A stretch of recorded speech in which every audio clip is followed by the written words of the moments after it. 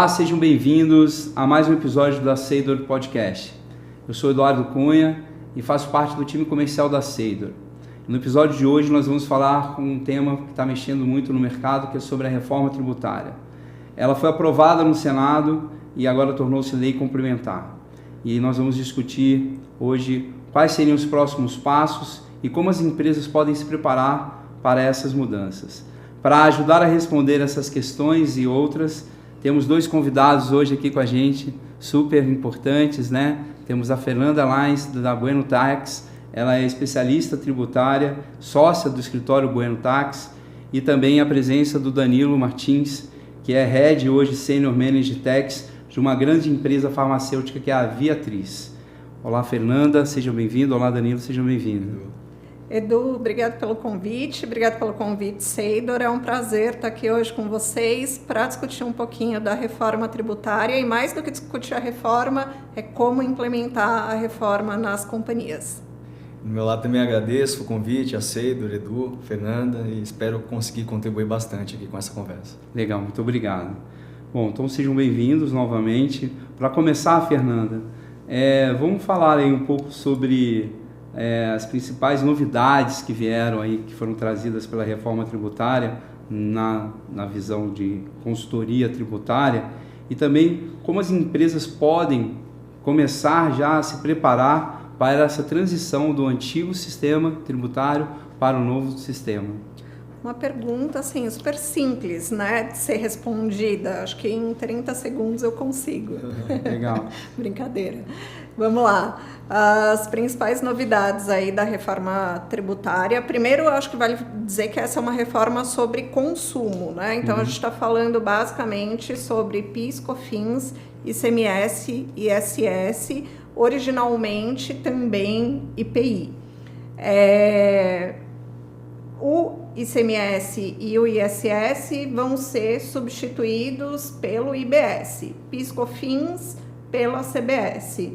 E o IPI, que era para ter sido extinto, permanece como um mecanismo de defesa dos benefícios que temos lá na Zona Franca de Manaus. Então, produtos que são produzidos na Zona Franca de Manaus, os similares a eles vão ser onerados pelo IPI. Acho que vale dar um passo para trás e dizer que a reforma tributária começou a ser pensada muito antes de 2023, que foi quando nós tivemos a aprovação da emenda constitucional. Legal. E ela começou a ser pensada como forma de simplificar o nosso sistema tributário aqui, né? Acho que o Danilo pode falar do quão custoso é administrar essa quantidade imensa de tributos no dia a dia de uma empresa. Mas daí, se a gente for parar para pensar, em número de tributos, a gente acabou trocando 6 por meia dúzia. Mas, numa outra perspectiva, a gente trocou 27 legislações de ICMS, e aí eu não vou lembrar o número aqui de municípios que a gente tem, mas enfim, eram milhares de legislações de ISS por uma única de IBS. Eu acho que só isso já traz uma simplificação do sistema. Com certeza. A gente vai falar aí um pouquinho, né, de não cumulatividade. A gente teve inúmeras discussões sobre o que dá crédito, o que não dá crédito, ou eu, né, que sou mais das antigas, inúmeras discussões sobre quais operações seriam tributadas ou não pelo ICMS ou pelo ISS. Todas essas questões, elas tendem a ser resolvidas por uma legislação única. Então, acho que quando a gente pensa em simplificação, acho que mais do que pensar em números de tributos, a gente pode pensar sob essa perspectiva. Acho que uma outra coisa legal de comentar também, né, Danilo, para o Danilo até trazer a opinião dele, é a questão da neutralidade. Muito se diz, né, se fala sobre neutralidade com viés econômico, né, vamos dizer assim. Então, eu vou pagar a mesma quantia de imposto que eu pagava antes, né? Essa era a grande promessa aí do governo. Mas neutralidade, se a gente for ler a própria lei complementar que foi aprovada, a 214, a gente vê que neutralidade tem a ver com decisão. E se você pensar numa operação complexa, se a gente pegar uma indústria com diversas plantas aí pelo Brasil, normalmente a implantação de uma planta estava muito ligada a benefícios fiscais. Então, não necessariamente você tomava uma decisão negocial olhando só um negócio, né? Era muito, as decisões negociais eram muito pautadas por questões fiscais. Aí eu acho que a questão da neutralidade veio com essa função, né, de deixar o negócio pelo negócio. Fair play. E aí a gente tem, né, voltando a falar de IBS e de CBS, a gente vai pensar nesses tributos a partir da não cumulatividade ampla, então, né? Então, tudo que entra eu tomo crédito e esses créditos eles vão ser usados para abater meus impostos no período de apuração ali. E se a gente pensar sobre isso, né, a gente vai ter alíquotas mais altas do que aquelas que a gente estava acostumado a trabalhar, mas em contrapartida também a gente vai ter um volume de créditos teoricamente mais alto do que aqueles aos quais nós estávamos acostumados. A gente também vai ter uma outra mudança importante, que eu acho que é a tributação no destino, né? Acho que especialmente para quem tem um polo consumidor bem pulverizado no território nacional, eu acho que essa é uma mudança importante, porque cada destino vai ter uma alíquota diferente, e aí a gente vai ter que aprender a trabalhar com base em preços líquidos aí no mercado. Eu acho que essas são, sim, mudanças importantes. Tem também a questão da base ampla, que foi aquilo que eu acabei de trazer, né? A gente tinha muitas discussões de quais operações eram tributadas ou não. Agora a ideia é a gente tributar qualquer relação de consumo. Então a gente acabou aquela história de que locação não paga nem ISS nem ICMS. Então acho que são grandes mudanças, assim, muda todo o paradigma. É impressionante, né? Especialista é especialista, né? Sim, uma aula. Obrigado. Deu um resumo bem, acho que bem assertivo aí com os impactos e tudo que vem aí de novidade com a reforma tributária. E só pegando o gancho aqui antes de você passar para a próxima pergunta, né? Acho que vale lembrar também que o Brasil, ele acho que está na posição 175 dos países que estão implementando o IVA, né? O IVA ele existe já no mundo inteiro há muitos anos. Sim. A França acho que implementou na década de 50. Exato. Então acho que é muito válido também a gente lembrar que a gente não está entrando numa aventura, né? A gente está copiando um modelo que é super conhecido no mundo inteiro, né? E que tem dado certo aí em boa parte dos países. Exatamente. E nós temos até um diferencial entre, assim, vamos falar de mercado europeu, o IVA lá é tratado de uma maneira. E quando a gente olha para o mercado americano, a gente já vê um IVA diferente com a sua, né, ali, características. E aqui o Brasil agora vem com essa novidade, né? E é claro, né, fazendo suas adaptações ali dentro do nosso cenário que é... Mas na linguagem do pessoal de tecnologia a gente vai tropicalizar nosso IVA. Isso, boa, gostei. E falando de até, né, apresentando aqui de uma forma mais correta aqui, o Danilo ele hoje está à frente, né, de uma grande empresa ali na parte de farmácia, né, que é mercado farmacêutico, que é a Viatris, né? É uma grande empresa e deve ser grandes desafios, porque envolve vários produtos, praticamente mercado, território nacional inteiro, onde vocês têm aí a parte de comercialização desses produtos, né? E conta pra gente aí como é que já, acredito que já tenha um trabalho já iniciado, né? Vocês não iam estar para trás aí. Sim. Mas conta pra gente como é que já está lá e como é que você está vendo essa reforma tributária também. Assim, eu queria que você trouxesse muito para o viés do teu segmento, na parte de farmacêutico mesmo. Tá. Bom, a gente tem acompanhado o assunto de reforma já há muitos anos, né? Eu, particularmente, eu sempre tive uma crença bem grande de que a reforma ela ia adiante e efetivamente foi. E para nós do setor farmacêutico a gente sempre teve bastante visibilidade, porque os produtos farmacêuticos desde o início da reforma eles já foram trazidos ali no texto inicial com anexos de quais eram os produtos que teriam determinados tratamentos, né? Então a gente conseguiu se antecipar em diversos aspectos em relação ao que efetivamente seria aprovado, né?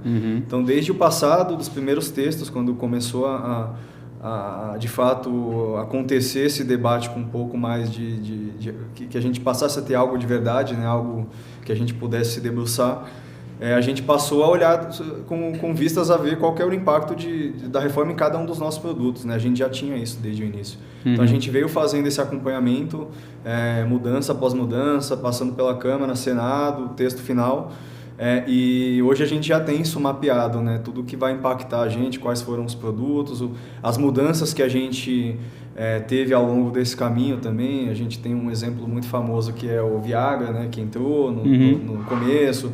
Depois o pessoal acabou, os deputados acabaram tirando o Viagra no final, né?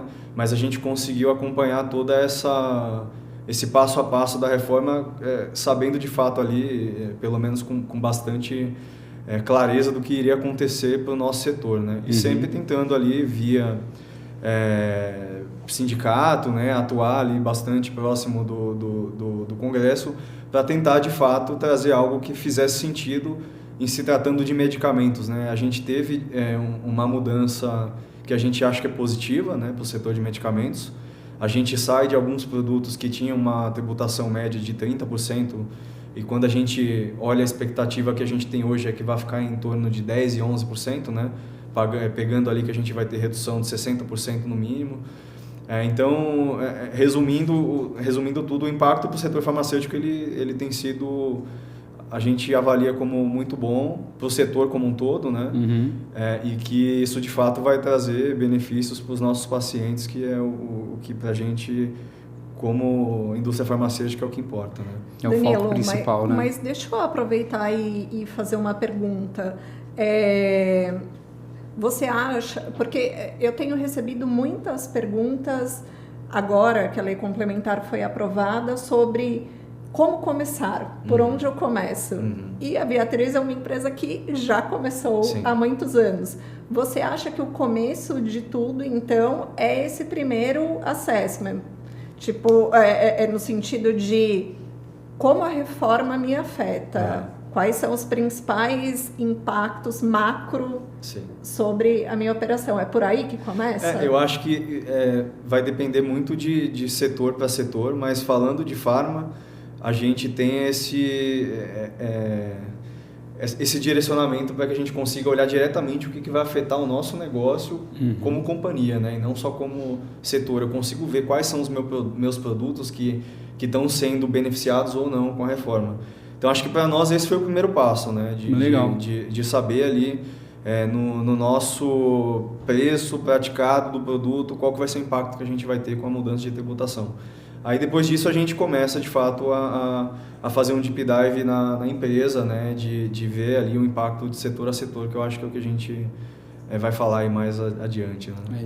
E depois desse primeiro, ou durante esse primeiro assessment, você vê que nesse primeiro assessment você já acha possível fazer algum tipo de simulação para ver os impactos financeiros, ou você acha que esse não é o momento ainda, não seria o momento? Não, a gente consegue fazer, a gente faz isso, né?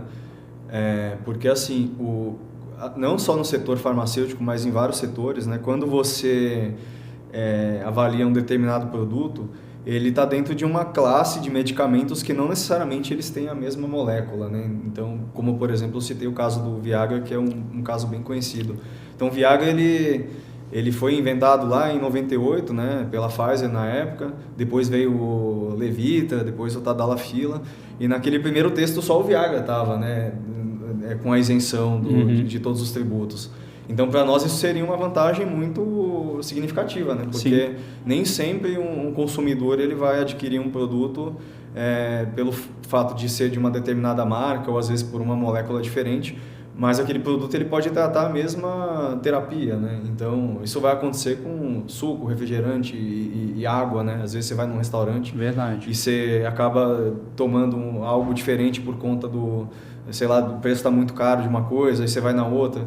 Então, a gente conseguiu avaliar, a gente consegue avaliar, né, com base no que tem nos anexos, qual que vai ser a tributação dos nossos produtos e de repente comparar com outros medicamentos que são que têm outras moléculas, mas que eles servem para aquele mesmo tratamento, né?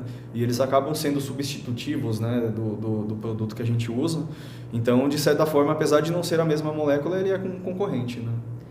Agora, vale dizer que no texto final que foi aprovado da lei complementar, os anexos aos quais o Danilo está se referindo, que são os anexos que listam, né, os setores que vão ter algum tipo de tratamento diferenciado dentro da reforma tributária, eles são baseados em NCM, né, Danilo? Então, eu acho que aí a gente vai voltar para a discussão lá do sonho de valsa, se é bombom ou se é biscoito recheado, acho que nos próximos anos, porque estar em uma classificação ou em outra pode ter um impacto grande aí no número final, né? Com certeza. Muito bem. E depois, próximos passos? Acho que considerando que o texto foi aprovado em janeiro, né? E aí eu acho que esse é o pontapé que todas as empresas acho que já têm que fazer, correr atrás, e é o que a gente já tem feito, é fazer um assessment com todas as áreas da empresa, buscando a certificação de que aquela área vai ter ou não impacto e quais são esses impactos, né? Porque assim a gente tem uma ideia, né, de o que faz a área contábil, o que faz a área de TI, a área de marketing, mas a gente não sabe com bastante precisão se aquela área usa algum sistema que precisa de alguma informação tributária, ou se aquela área precisa, de repente, reportar alguma coisa regulatória que vai ali, imposto, né? Eu sei, por exemplo, no nosso setor que a gente reporta algumas coisas para a CEMED, o pessoal de regulatórios, então, o que vai ali, tem imposto, não tem, né? A gente precisa ajustar alguma coisa. Então, acho que o momento agora para as empresas é de fazer esse assessment área por área para levantar quais são os impactos, quais são os sistemas que você tem dentro da empresa que serão impactados, qual que é o impacto que você vai ter no mercado, para os produtos, né? E com isso você ter de fato um plano de projeto, né? Que é o que a gente está trabalhando para ter nas próximas semanas. Então hoje, como companhia, a gente está investindo bastante tempo em sentar com os gerentes e inclusive analistas de cada uma das áreas para conversar mesmo, bater um papo, igual a gente está fazendo aqui, falar, cara, o que vai impactar na sua área? Você tem, quais sistemas você usa, né? Sim. Como que você vê a questão de tributo, você usa isso para algum fim, né? O seu centro de custo tem alguma coisa que entra com tributo que não vai entrar? E são várias áreas, né? A gente fala ali desde o marketing, que está ali na preparação do produto para lançar para o mercado, ver qual é o impacto que ele pode trazer, a um RH, a um jurídico que está revisando algum contrato de renovação de um espaço ou de um centro de distribuição, né? E aí eu, com essa informação que você traz, posso até concluir aqui que, se não algo parecido, vocês hoje já possuem um comitê de reforma tributária específico para esse tema dentro da empresa. Sim, até voltando um passo atrás, que eu acho que eu acabei pulando, a gente em janeiro fez um workshop, chamamos toda a companhia, né, todos os diretores, todos os gerentes de todas as áreas, então foi um workshop aberto para todo mundo que pudesse participar. E com isso a gente já saiu com um squad de pessoas que a gente acabou convidando para entrarem nesse projeto com a gente, né, porque a gente até fala lá na empresa, assim, para nós implementarmos o que está ali, talvez não seja tão complexo do ponto de vista de ajustar sistema e de ajustar apurações quanto na forma de fazer negócio no Brasil, que é o que eu acho que efetivamente vai mudar, né?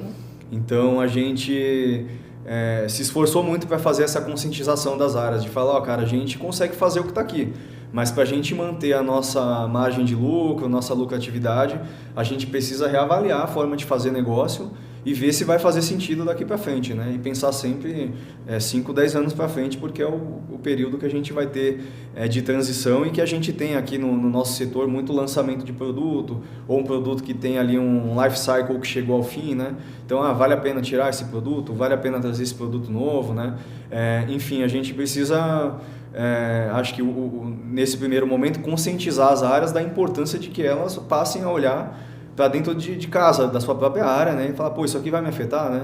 eu tenho gente o suficiente ou não? Você pega a área de TI, né? Não sei se o cara vai ter gente o suficiente para atender a demanda que minha área vai gerar para ele. Provavelmente não, né? Então ele também vai ter que se preocupar com headcount, né? Se preocupar em terceirizar alguma coisa, como que ele consegue, no meio de um momento em que está todo mundo atrás de consultoria, né? de advisors. Então a gente trabalhou muito forte nisso, a gente se preparou muito para fazer essa apresentação, para de fato conseguir demonstrar a importância, né, dentro da companhia, de que isso vai mexer com todo mundo e que talvez a gente não seja a área que vá ter o maior desafio. Na minha visão, acho que tem áreas que vão ter mais desafios do que a nossa, e que vão precisar fazer trabalhos tão complexos quanto os que a gente tem que fazer em Texas. Eu acho super interessante essa questão. Eu costumo dizer que é uma nova cultura tributária. E aí, quando a gente fala de uma nova cultura, a gente chega nesse ponto da conscientização. Então, aqui do nosso lado de consultoria, nós, depois, né, desse primeiro assessment, quando você traz ali os key points mesmo para a discussão, a gente costuma montar uma matriz de responsabilidades, onde nós listamos as atividades que vão ser necessárias para a implementação da reforma.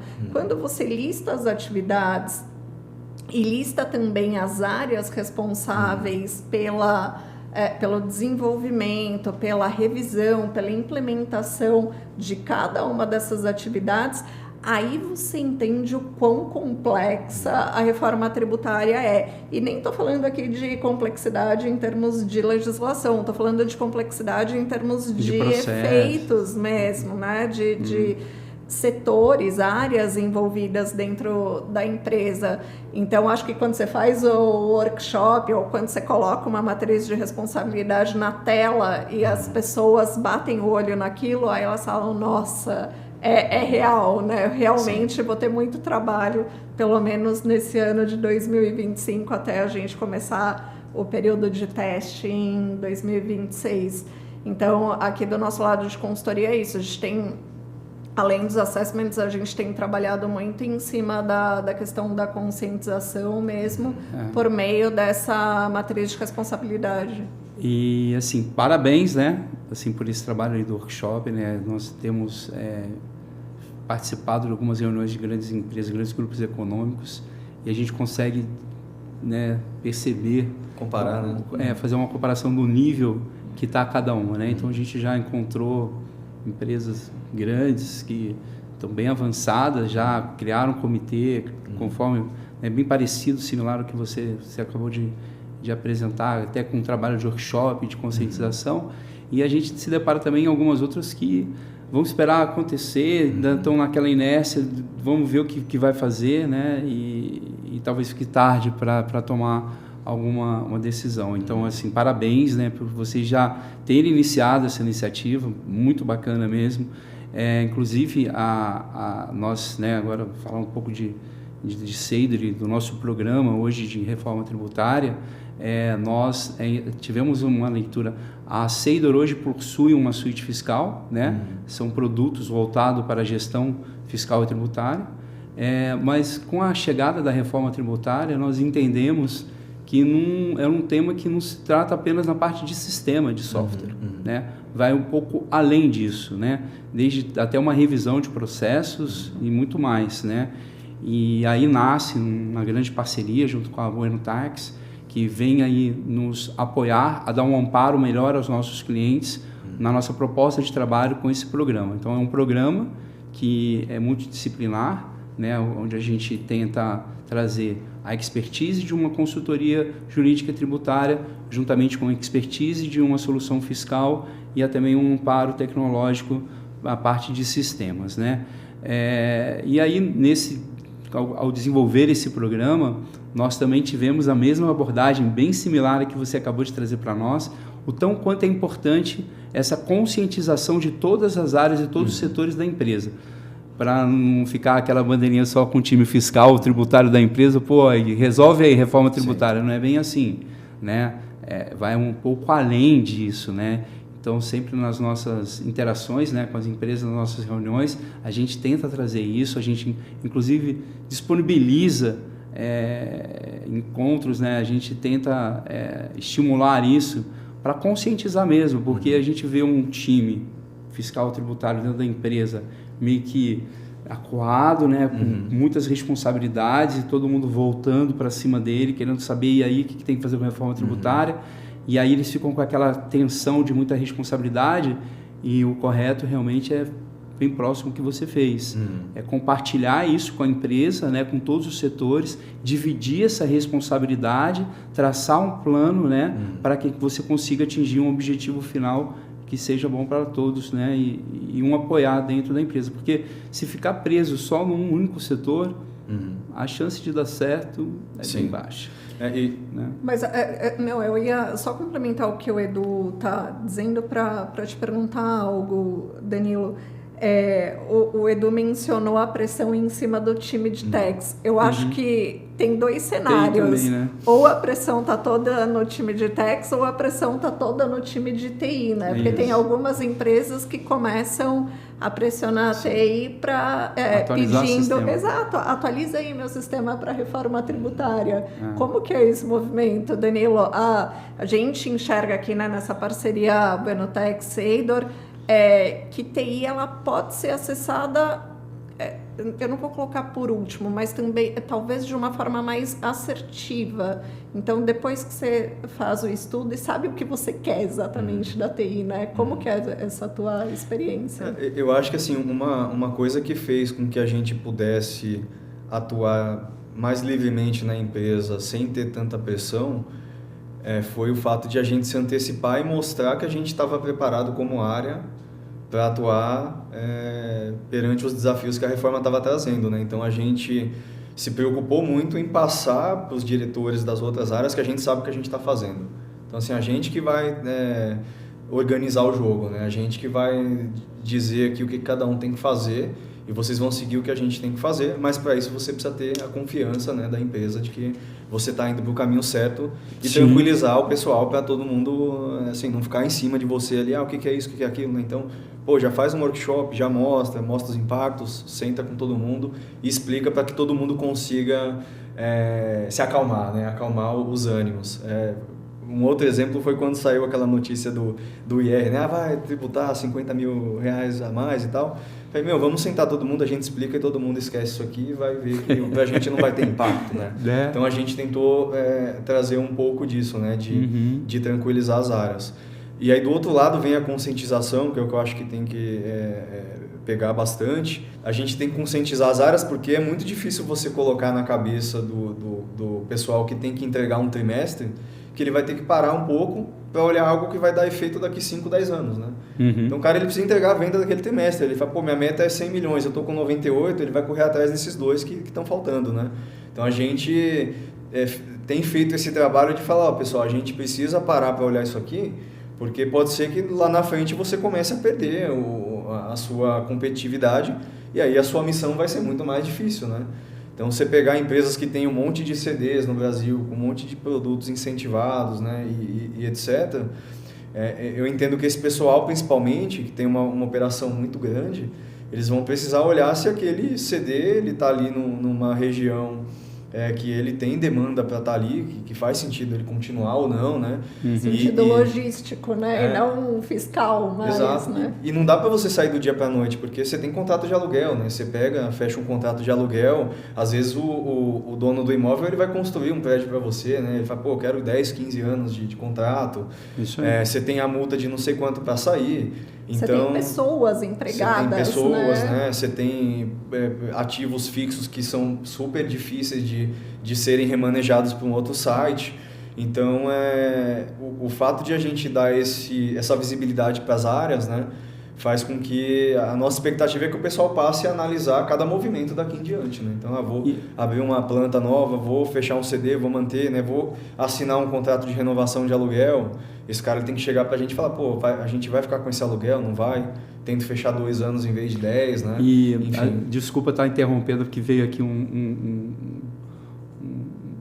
uma ideia, né? Assim, você vê como é que a reforma tributária olhando para um ponto de vista positivo, o que ela vem trazendo de proposta para o mercado, né? Porque, querendo ou não, todas as empresas vão ter que revisitar todo o seu processo, desde uma formação do preço, sim, até um entendimento de qual o local que eu devo ficar, né? Qual o preço que eu devo praticar. Então, a reforma tributária, no meu olhar positivo, ela vem trazer aqui uma mudança assim, para as empresas, impulsionando elas por um novo que possa vir, né, trazer muito mais propósito, porque a tributação ela vai trazendo, a gente falou de guerra fiscal, né, a gente, né, teve um período aí, e isso tudo vai se acabar, né, e aí o que vai sobrar disso? E aí realmente vem um real propósito da empresa. Qual é a minha proposta hoje da minha empresa?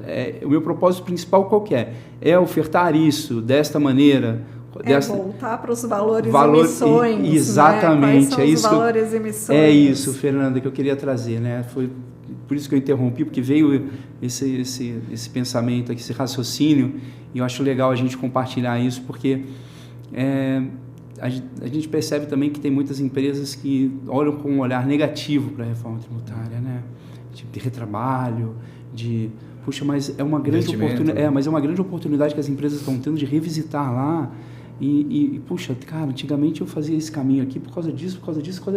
Não tem mais isso, nem isso, nem isso. Sim. Eu posso fazer aqui. Não, e aí ela vai revisitar tudo. Porque é uma coisa que a gente coloca muito, né, Edu? Acho que tanto na parte de techs aqui quanto na parte de tecnologia, é a questão do saneamento, né? É um momento que você tem ali para sanear, seja questões operacionais, né? Com consequências fiscais, seja processos mesmo, né? Então, a gente está falando desde saneamento de J1B Tax a saneamento de um passivo que eu tenho de ICMS. Aí para o público, a gente fala J1B Tax, é uma terminologia usada dentro do RP da SAP, né? Uma gestão ali da parte de informações fiscais e tributárias, né, de tributos, mas mesmo que fosse outro RP, né, outro sistema, com certeza também está exigindo que visitem e reavaliem todo esse sistema e processo. Falando de ferramenta, né, e de tecnologia, né, já existe hoje dentro aí na expectativa de... Aliás, desculpa, antes de eu entrar nessa pergunta, eu vou fazer uma anterior. Eu vi que você comentou sobre o workshop, mas eu acredito que tem também alguém está liderando e orquestrando todo esse movimento. Hoje, dentro da Viatriz, quem é que está defendendo essa bandeira? Tem um sponsor? Como que é isso aí também? Só para a gente puxar para uma segunda pergunta. Eu tenho uma pessoa no meu time totalmente dedicada a isso. Né? Só para isso. Ela ficou orquestrando todo esse relacionamento, essa interação com os outros departamentos, botando isso no planejamento. A gente até fala, é um PMO, não é, né? Talvez não seja bem um PMO, é um sponsor mesmo, mas é uma pessoa que está 100% focada nisso. Sobrar algum tempo livre, que eu imagino que não vá sobrar, você pega alguma outra coisa, mas a sua prioridade total é cuidar da reforma, garantir que o trabalho está andando, que as áreas estão fazendo o que a gente entende que tem que ser feito, né? Para que a gente de fato não tenha uma confusão de prioridades, né? Então, para essa pessoa, a reforma é a prioridade total. Porque daí a gente volta naquilo que você já colocou, né? Que é a questão de rodar a operação ali no dia a dia e incorporar o tema da reforma tributária junto. Então, ou você tem alguém, um consultor externo, eu acho, aí me corrija se a minha visão estiver errada, ou você tem um consultor externo para liderar esse, vamos chamar de comitê, ou seja lá o que for, né, os trabalhos de reforma dentro da empresa, ou você tem realmente alguém contratado especificamente com essa missão, né? A gente até pensou em ter alguém de fora, mas eu particularmente acho que essa pessoa ela vai ter acesso a toda a estratégia da empresa, né?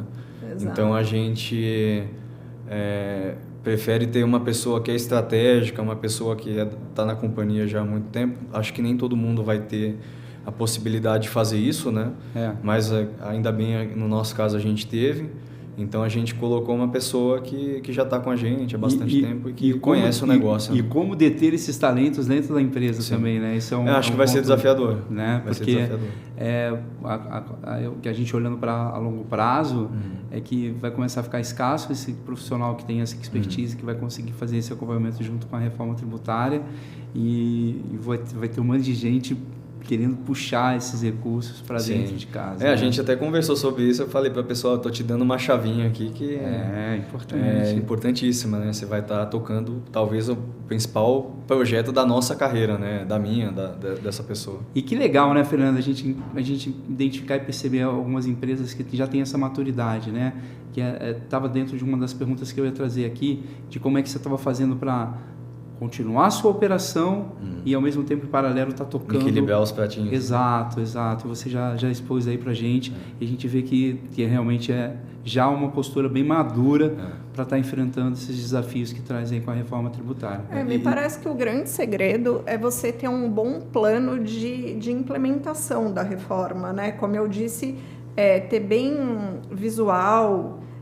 quais são as atividades, uma a uma, que você vai ter que executar para a implementação dessa reforma. Eu acho que dessa forma fica um pouco mais fácil essa administração, porque vamos supor que você liste 100 atividades.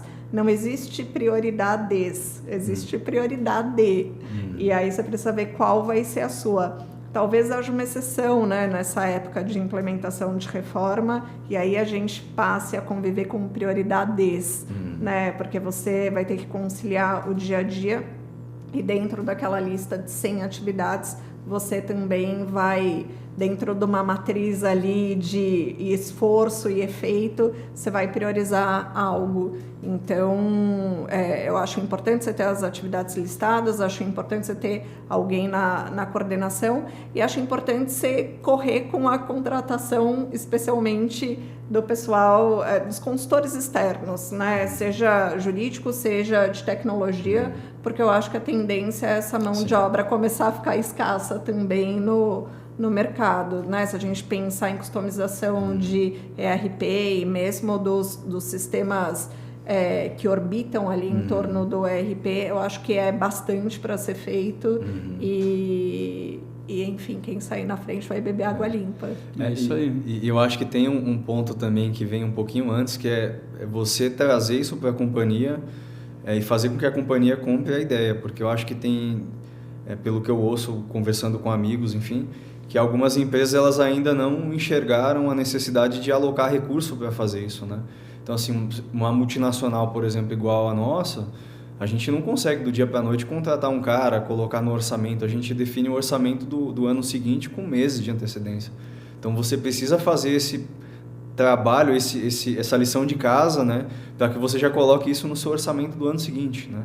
Então, as empresas que estão que ainda não se movimentaram nesse sentido, esse cara ele tem uma urgência muito grande, porque ele precisa levar isso pro time dele de finanças e falar, preciso desse recurso, preciso que ele esteja disponível, sei lá, em julho, em junho, no segundo semestre, e ter todas as aprovações de headcount, né, de budget para contratar consultoria, porque pode ser que você não tenha tempo para fazer isso lá na frente e acabe ficando apertado, né? E esse é o grande ponto que a gente sempre traz, né?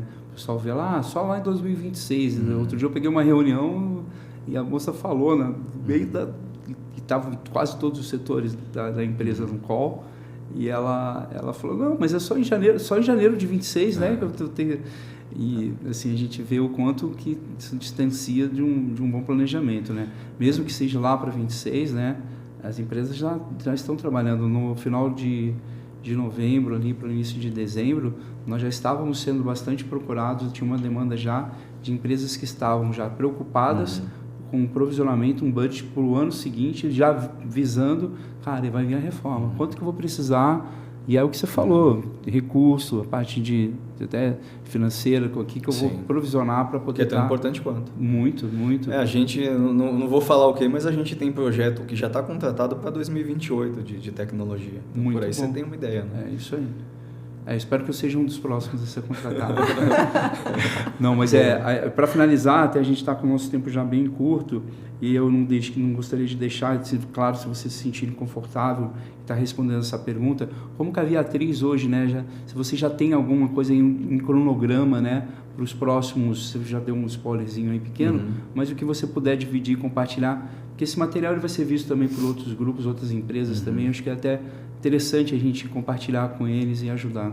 A gente desenhou um plano com macroatividades, né?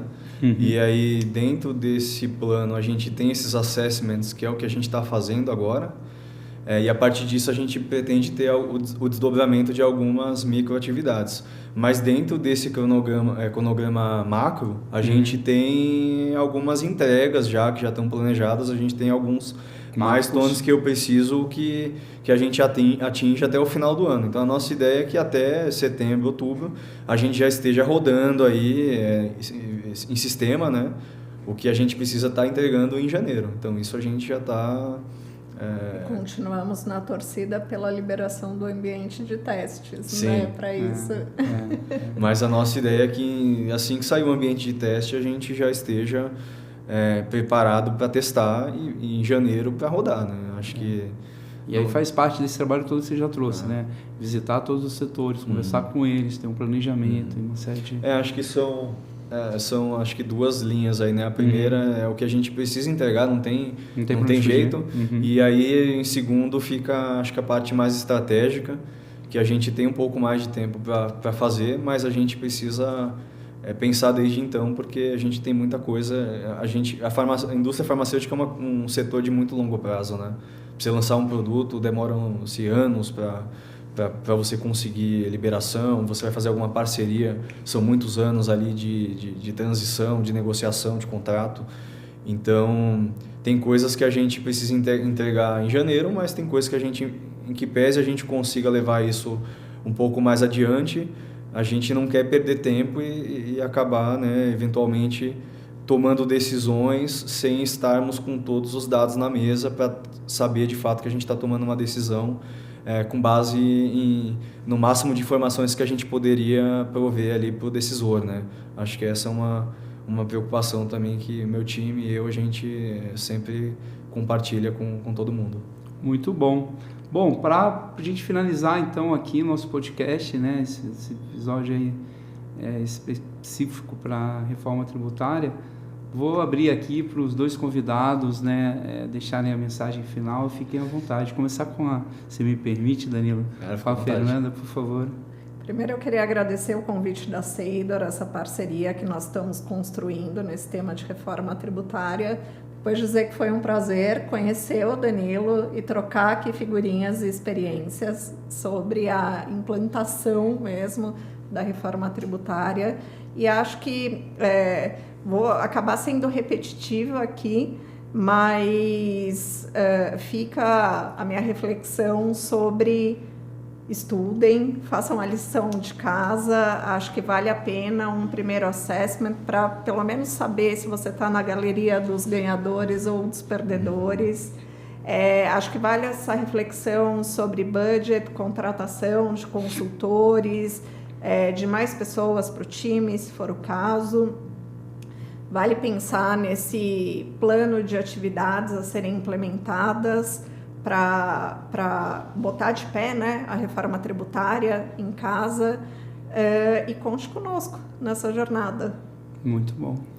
Do meu lado aqui também agradeço o convite, a Seidor, Edu, Fernanda, e acho que também, falando aqui um pouco de reflexão e deixando, na verdade, uma recomendação aqui para os colegas, tentar levar esse tema para a diretoria financeira, diretoria de negócio, explicar a necessidade de debater a reforma tributária dentro da empresa, não só dentro da área de tax, para que a empresa evite de tomar decisões sem que ela tenha disponível todos os dados necessários e acabe tomando uma decisão eventualmente não tão boa de continuar um negócio, abrir um novo negócio, enfim, né, decisões em relação a novos negócios principalmente, sem que seja feito esse estudo pensando a longo prazo, né? Que a gente sabe que a gente falou que tudo vai mudar daqui em diante, né? Então, Acho que essa é a minha preocupação número 1.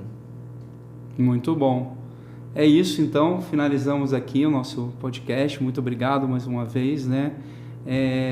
Sigam o podcast da Seidor, no nosso site, você vai encontrar outros materiais também. Obrigado.